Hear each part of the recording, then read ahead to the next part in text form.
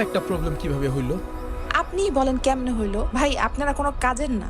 আপনাদের ইভেন্টের কাজ কে দিয়েছে? এটা তো রীতিমতো আমাদের বরকে অপমান করা। আপনাদের ইভেন্টের ম্যানেজার কোথায়? হ্যাঁ, যে ভাইয়াটার সাথে কথা হয়েছে ওই ভাইয়াটা কোথায়?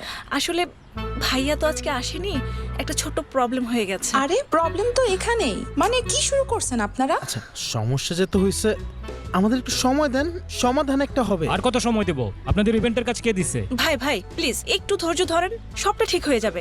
এই তুই ভাইকে একটা কল দে না। আচ্ছা, ভাইয়ের সাথে কথা বলছি। দেখছি ভাইয়ের কল দিয়ে আসতেছি।